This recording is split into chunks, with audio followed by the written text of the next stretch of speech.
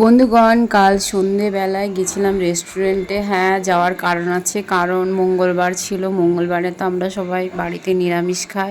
বিশেষ করে আমার বান্ধবীর নিরামিষ মুখে রোচে না, তাই ওই বললো চলো রেস্টুরেন্টে একটু কিছু নিরামিষ খাবার খেয়ে আসি। দুপুরে একটাও ভাত খায়নি বান্ধবী। আমার বান্ধবীর কথা শুনে মনটা দুঃখে ভরে গেল।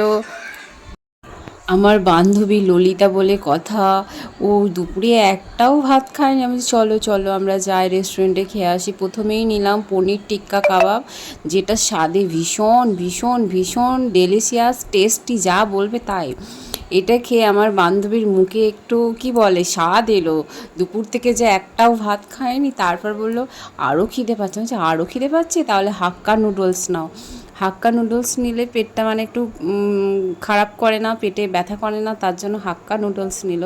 বান্ধবীর এখন এতই খাচ্ছে খাচ্ছে, ভিডিওর দিকে তাকাতে তো তার মনেই নেই। আমি তো একটু ভিডিও করতে পছন্দ করি, তাই আমি ভিডিও করে নিলাম। হাক্কা নুডলসটাও খুব ভালো টেস্টি ছিল। আর আমাদের এখানে একটা রেস্টুরেন্ট প্লাবন, এখানে খাবারগুলো খুবই ভালো আর টেস্টি হয়। তোমরা যদি ডানকুনির বাসিন্দা হও, যে